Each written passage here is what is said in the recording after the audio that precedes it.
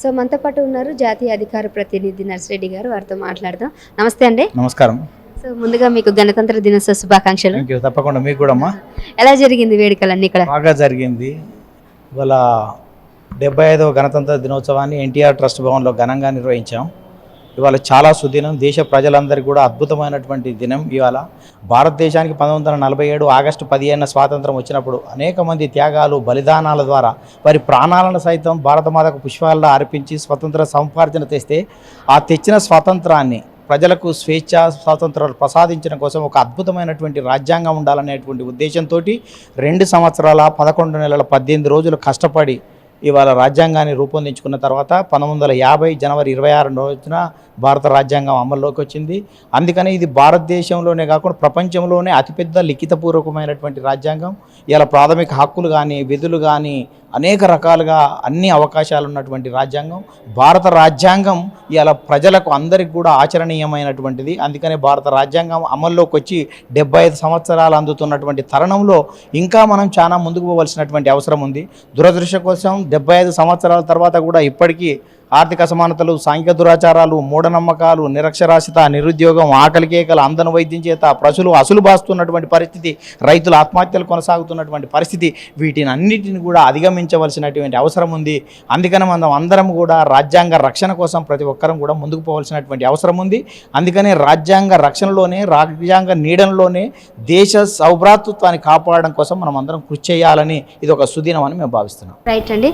So ఏపీలో చూసుకున్నట్లయితే వైఎస్ఆర్సీపీ కొన్ని వ్యాఖ్యలు అయితే చేశారు. ఈ మధ్యన కుటుంబాన్ని దించారు, ఈ కుటుంబాన్ని అంతా కూడా కావాలని నా మీదకు వదులుతున్నారు అన్నట్టుగా చంద్రబాబు నాయుడు గారిని ఉద్దేశించి ఈ మధ్యన సీఎం జగన్ గారు మీడియా ముఖంగా సమావేశంలో చెప్పారు. ఎలా చూస్తారు దీన్ని? ఇప్పుడు వారి కుటుంబాన్ని దించకపోవడం అనేది జగన్మోహన్ రెడ్డి సమాధానం చెప్పాలి. జగన్మోహన్ రెడ్డి జైల్లో ఉన్నప్పుడు షర్మిల గారు జగనన్న వదిలిన బాణాన్ని అని తెలంగాణ ప్రాంతంలో కూడా పర్యటించింది.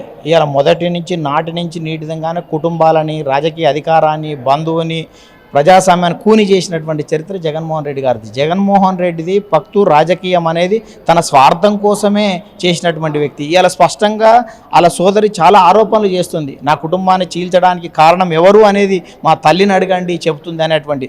ఫస్ట్ షర్మిల గారు అడిగినటువంటి ప్రశ్నలకు సమాధానం చెప్తే అతను అడిగిన దానికి సమాధానం అక్కడే దొరుకుతుంది. అది వాళ్ళ ఇంటర్నల్ వ్యవహారం, వాళ్ళ కుటుంబ వ్యవహారం. ఆ కుటుంబంలో చెల్లి అన్నను మోసం చేసిందా, అన్న చెల్లి మోసం చేసిందా అనేది వాళ్ళిద్దరు తేలవలసినటువంటి అవసరం. దాంతో మాకు ఏం సంబంధం లేదు. ఓకే. సో పార్టీ ఎట్లా కార్యాచరణ నడుస్తుందండి? తెలంగాణలో అయితే ఎక్కువ ఏం లేదు. ఇంతకుముందు అసెంబ్లీ ఎన్నికల్లో కూడా మీరు పోటీ చేయలేదు. నెక్స్ట్ ఏపీ ఎలక్షన్స్ లో ఎలా ఉంటుంది? ప్రధానంగా తెలుగుదేశం పార్టీ అనేది ఏపీ ఎన్నికల మీదనే ప్రధానంగా దృష్టి సారించినటువంటి పరిస్థితి ఉంది. తెలంగాణలో పోటీ చేయకపోవడానికి ఆ టైంలో చంద్రబాబు నాయుడు గారు జైల్లోకి వెళ్ళడం, అదే రకంగా టైం లేకపోవడం, అప్పుడే ఉన్నటువంటి కాసాని జ్ఞానేశ్వర్ గారు పార్టీని వేయడం, తర్వాత క్యాడర్లో ఒక స్తబ్దత ఏర్పడడం, అప్పటికి చాలా తక్కువ సమయం ఉండడం వల్ల మేము దాన్ని ఎఫర్ట్ పెట్టలేము. అందుకనే తెలుగుదేశం పార్టీ ఇప్పుడు పూర్తి దృష్టి కూడా ఆంధ్రప్రదేశ్ రాజకీయాల మీద ఉంది. అక్కడ ఖచ్చితంగా అధికారంలోకి రావాలి, ప్రజలకు సంక్షేమ ఫలాలు అందించాలన్నా, రాష్ట్రం గాడిలో పడాలన్నా, తెలుగు ప్రజలకు ఏమి జరగాలన్నా కానీ ఖచ్చితంగా తెలుగుదేశం పార్టీ అధికారంలోకి రావాలి. అందుకోసం చంద్రబాబు నాయుడు గారు ప్రతి ఒక్క అవకాశాన్ని కూడా జనసేనతోని పొత్తు నుంచి మొదలుకొని ప్రతి విషయంలో కూడా ప్రజారంజకంగా ఉంటూ, ప్రజల దగ్గరగా ఉంటూ, నిత్యం ప్రజలతో మమేకమవుతూ, బహిరంగ సభలు పెడుతూ, కార్యక్రమాలు నిర్వహిస్తూ, జనం కోసం, జాతి కోసం, పేదల కోసం, బీదల కోసం తను నిత్యం కూడా ప్రజల్లో మమేకమైనటువంటి పరిస్థితి మనం చాలా స్పష్టంగా చూస్తాం. ఖచ్చితంగా తెలుగుదేశం పార్టీ అధికారులకు వస్తుందనే నమ్మకం ఉంది. ఆ తర్వాత తెలంగాణలో కూడా ఖచ్చితంగా తెలుగుదేశం భవిష్యత్తులో ఖచ్చితంగా పుంజుకుంటుంది అని స్పష్టంగా చెప్పగలం. రైట్ అండి. సో ఇదండి. సో ఖచ్చితంగా పుంజుకునే అవకాశం ఉంది కాబట్టి ఈసారి 2024లో మేమంతా కూడా కార్యాచరణ కోసం పాటుపడతామని కూడా చెప్తున్నారు. Thank you.